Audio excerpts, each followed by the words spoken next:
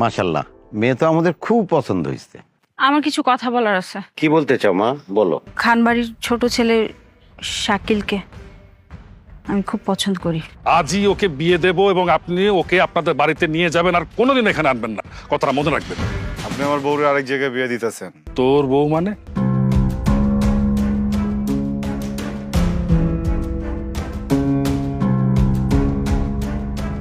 সাত মাস আগে আমরা বিয়ে করছি। এখানে সব ডকুমেন্টস আছে, দেখেন।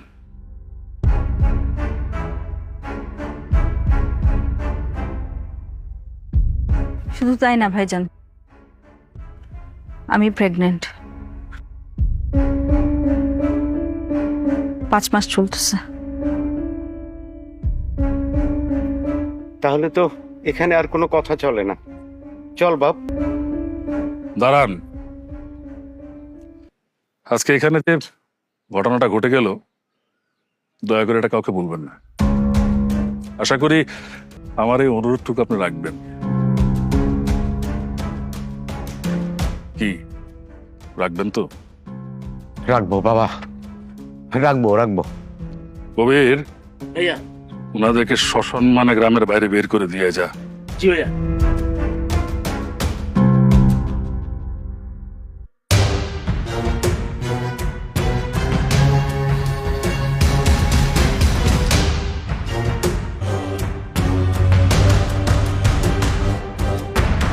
আমার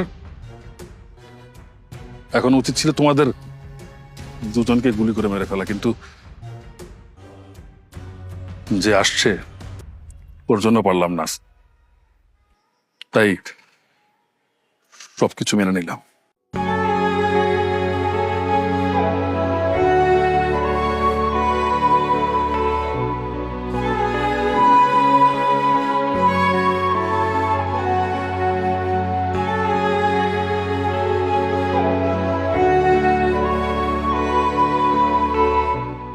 আমি নিশ্চিত শাকিল ওই বাড়িতে যায় কোনো একটা গন্ডগোল লাগাইবো। ওরা যদি শাকিল রে মারে, মারলে কি করুম? যাওয়ার সময় আমারে কয়ে গেছিল হিরো শাস্তে গেলে এরকম মার তো খাইতেই হবে।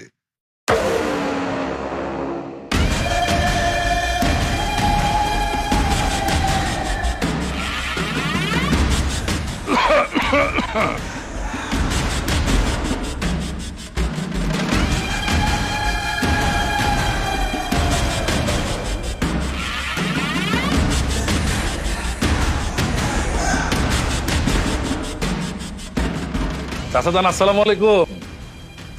এই মিষ্টি দে, মিষ্টি। যা তোরা বাইরে দাঁড়া, যা যা যা, যা। এই, কিসের মিষ্টি? ইয়া, বন্ধু আজাদ, বলছি শত্রুতা তো অনেকদিনই হলো, এবার তোমার ভাই শাকিল আর আমার বোন প্রীতির নিষ্পাপ মুখের দিকে তাকিয়ে চলো না শত্রুতা ভুলে যায়, আবার বন্ধু হয়ে যায়। সত্যি বলতেছো নাকি অন্য কোনো পরিকল্পনা আছে? আরে না না, পরিকল্পনা। চাচা, আপনি একটু শান্ত হন। পরিকল্পনা কিভাবে করবো বলো? তোমার ভাই আর আমার বোন অলরেডি হাজবেন্ড ওয়াইফ।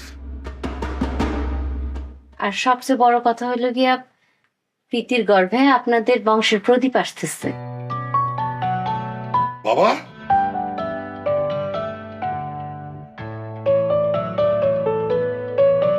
তাহলে তো আমি চাচা। আর আমি মামা।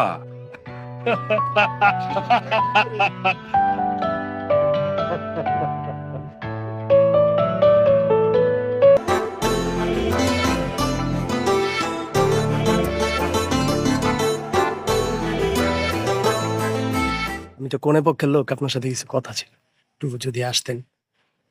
আপনার সাথে কথা করতে আমার কোনো দরকার নাই ভাই খুব ইম্পর্টেন্ট কথা, আমার কথাটা শুনুন। ইম্পর্টেন্ট কথা আপনার আমার শুনতে হবে না, আপনি জানেন ঠিক। ভাই, একটু 2 মিনিট পরে যাইতে কইতেছি, যান। কথাটা তো শুনবেন। পরে বুঝ যাও। ভাইয়ের সাথে কথা, আপনার কথা ভালো শুনতে বুঝে বেড়াইছো। ভাই কি অবস্থা? আরে কিসের বিয়াই? ব্যক্তিত্ব নাই আপনার, এসে জড়ায় ধরে ফেলেন। ভাই আপনি কিন্তু জামাই পক্ষরে অপমান করতেছেন। কিসের জামাই পক্ষ মিয়া? মেজাজটা খারাপ করে না, জানতে গিয়ে ফালতু কথা।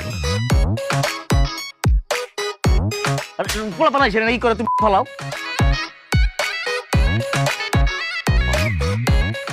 আমার শ্রদ্ধেয় পিতা আলফাজ খানকে সামনে রেখা আমি আপনাদেরকে কিছু কথা বলতে চাই। আজকে এই জয়পুর গ্রাম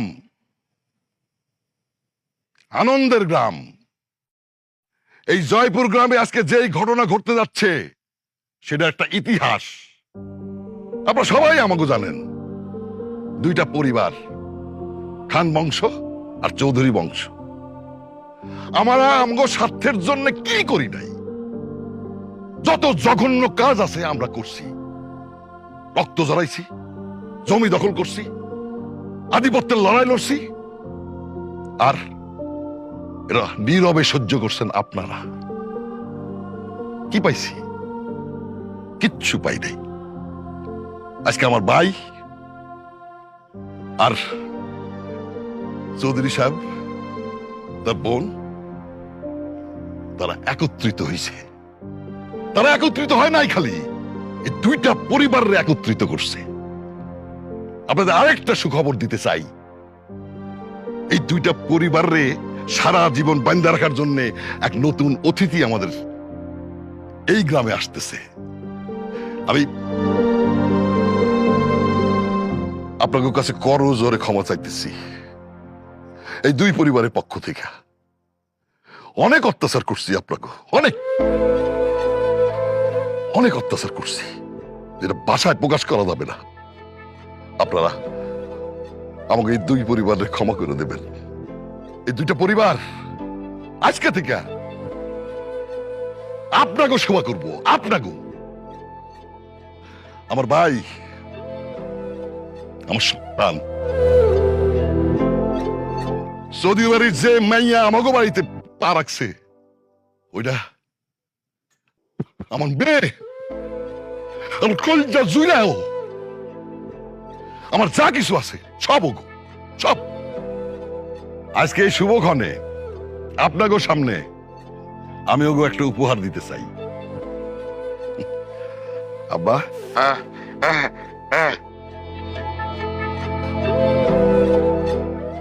এই নাও।